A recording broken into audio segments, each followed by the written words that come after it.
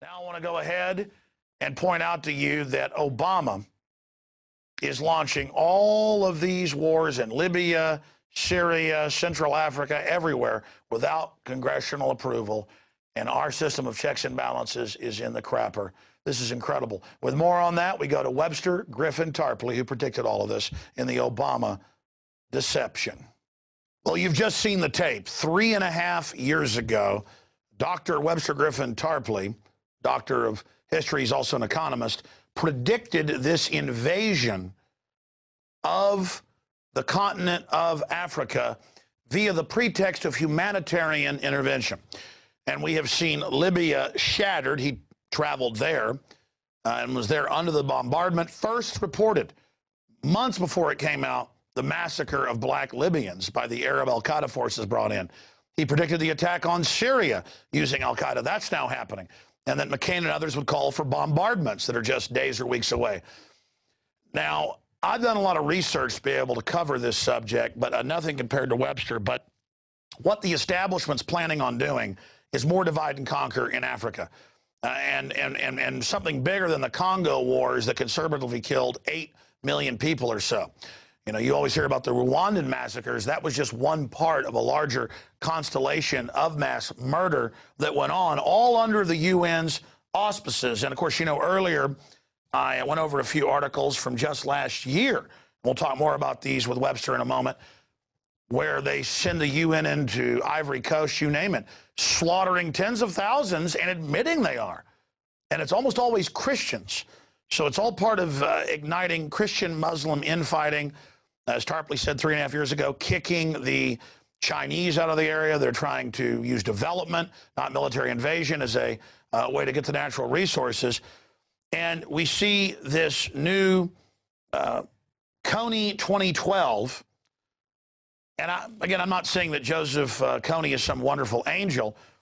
The point is that the larger military that controls the country that he's in, that is fighting against the Lord's Resistance Army in Uganda, is one of the main command bases for AFRICOM to expand the overall destabilization and genocide program that is the official U.S. government policy of State Department Memorandum 200 by Henry Kissinger, saying use war, use famine, use balkanization, use other things to reduce population and industrialization in Africa from 1973.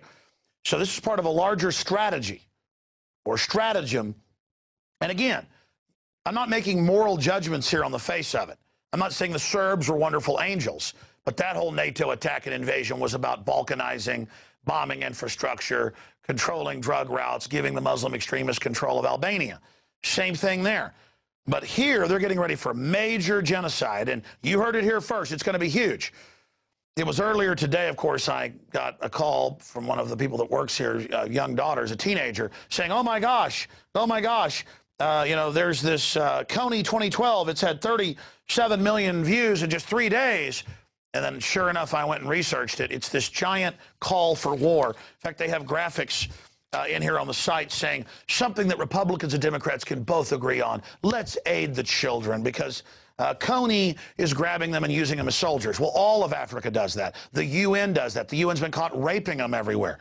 The point is, this is part of a larger program and has nothing to do with the children. Remember, there were the people with Viagra raping the children in Libya? All lies. Saddam throwing babies out of incubators? All lies, admitted. Assad massacres, almost completely exaggerated, with al-Qaeda forces attacking and now caught staging shootings on CNN. This is all blowing up. So it's a pretext, just like I read the quote earlier with William Randolph Hearst, the owner of the Hearst Empire, saying, look, Remington Painter, you supply the paintings, the pictures, I'll supply the war. Okay, so that's what's happening here. And you better believe when they're done getting all the trendies clamoring and the children, you know, the young people, save the children over there, we're children. Of course, they're, again, the propaganda of the Pentagon and the globalists is now targeting American and Western children. They know the adult world's woken up, so now through social networks and all the things they control, Twitter, Facebook, YouTube, the places where we're censored, they are just going in and saying, get behind war, and all these bizarre posters about demand war, demand invasion. And we saw Obama in an exploratory operation, London Telegraph reported on. Obama deploys U.S. Special Forces to Central Africa. They tried that and they failed. And other investigative reporters that have gone over there to cover this, they die. But these other folks putting out this Kony 2012, they were able to be there for years and get all this useful material. They may be useful idiots, but bottom line, I know packaged propaganda when I see it. And I know the West policy to genocide Africans and to give them those special vaccines where half of them get HIV. So I know the score.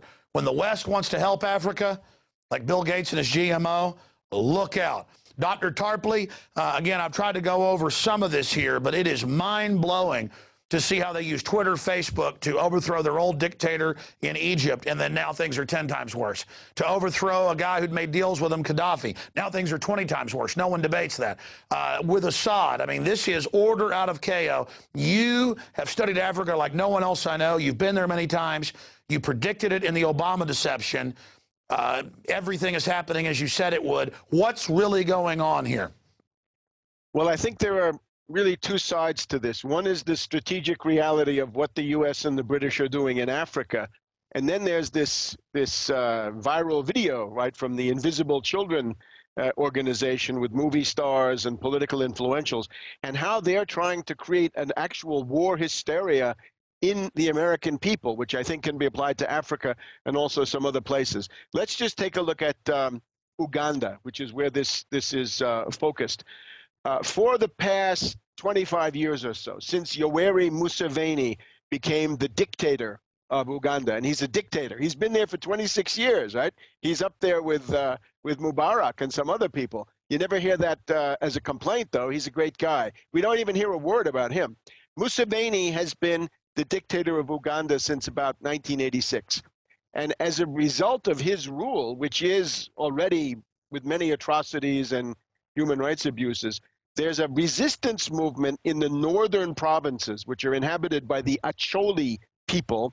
And that takes this monstrous form of the Lord's Resistance Army under Joseph Kony. And Kony is the figure that is demonized in this film.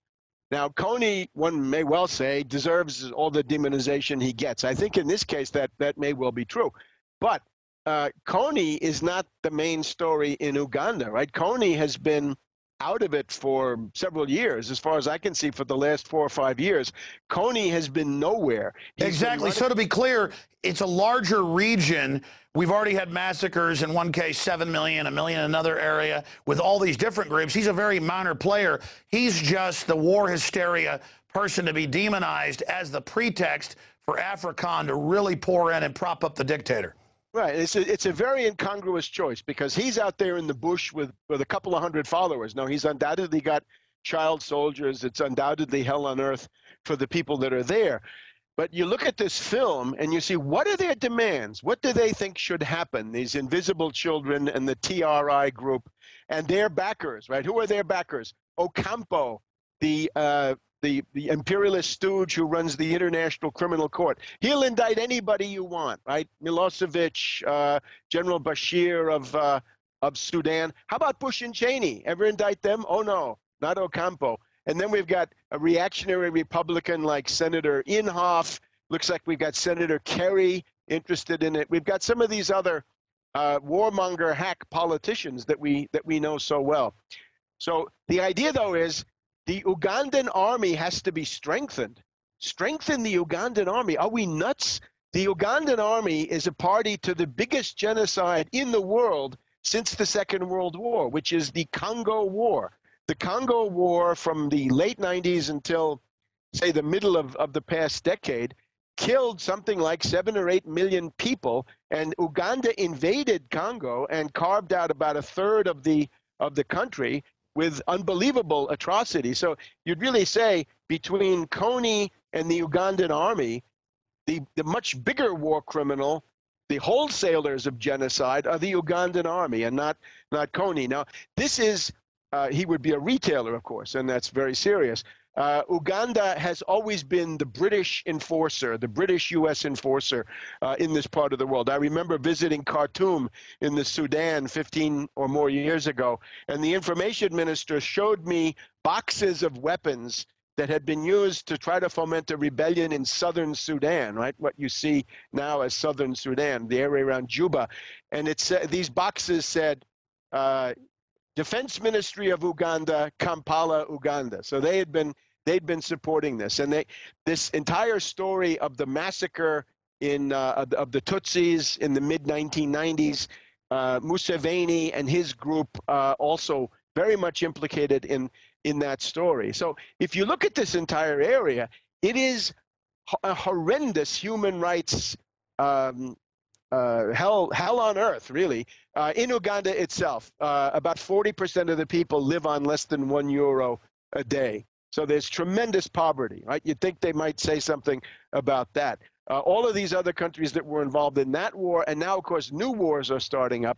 The common denominator of all these wars, really, is that the U.S. and the British want to drive the Chinese out of Africa, and in particular, this strategically important area, right? This is one of the main concentrations in the world of strategic minerals and strategic raw materials. Well, mainly rare earth minerals, key things that are needed in electronics. But Yes. let's expand on that. People will say, well, good, America's defending its interest. These are globalists that actually shut down our industry and pay to move it offshore. So they're just using America's muscle. But that's exactly my point. Obviously, this group, this Lord's Resistance Army, from my research, is involved in some criminal activities and some massacres, but it's a tiny, as you said, maximum a few thousand followers, a few hundred soldiers. It's literally a red herring pretext to go in. Same story we've seen: babies, incubators, raping the women and children, fueled by Viagra. Totally fake. Assad massacres. Don't forget, gay girl in Damascus. Gay girl in Damascus. By the way, Bouazizi, when I was just in Iran, I talked to a Tunisian filmmaker. He explained that the whole Bouazizi story, right, the Tunisian fruit vendor, that's a fraud too. So they're all frauds. But it's copper, cobalt, uranium, gold, magnesium, tin, plus these other ones, molybdenum and these really exotic rare earth elements. So then you go a little bit further south. But again, let me stop you, Webster, because we need to look at the larger image here. You predicted all of this. They've gone into Libya, wrecked everything, exactly as you said they would. Racial massacres, everything. Where's the Hollywood people on this? Where's the film? Where's the 37 million views in 4 days? You can see the system behind this, who we know wants to genocide in Africa. So, again, the filmmakers may be useful idiots. I just see establishment fingerprints all over this. What's the larger AFRICOM plan? What do they want to do to Africa? It is to lay waste to the continent, to destroy every independent state, sort of on the Libyan model, right? Libya, the eastern part of Libya has just declared its sort of semi-independence, and that could be a civil war right there. Al-Qaeda, Al-Qaeda, Cyrenaica, Benghazi, these places, right? So a terrorist state, the new Barbary pirates, if you want, on the southern coast of the Mediterranean. Very bad for Europe, very bad for shipping in the Mediterranean. But the general idea is that the Chinese must be kicked out at all costs. And since the Chinese support existing governments wherever they are, whatever they are, the United States and the British have to destroy all the existing governments. And Uganda, Rwanda, and Burundi are key parts of that effort. In other words, they're sort of the indigenous troops. But of course, there's more. There's also Kenya, right? Obama's ancestral home, where he's got these deals with his cousin Odinga. Somalia, right? There's been military action between Somalia. So as you said 3.5 years ago, all of Africa a battlefield on fire. But let's go back, since you were just mentioning, this larger program. For people out there, then, what's the long-term goal? It is the destruction of every independent state, secessionism, warlords, chaos, right? If you go to the Arab world, as I've found, you hear words from the Bush years that maybe we didn't pay enough attention to. Condoleezza Rice in 2005 began talking about creative chaos. creative chaos. And everybody in the Arab world knew that that meant that their countries were going to be destroyed, split into pieces, or as Brzezinski calls it, Brzezinski has his own term, microstates and mini-states. So anybody who's a secessionist, anybody who's a warlord, anybody who wants, rump states or things like this, that's exactly the imperialist program.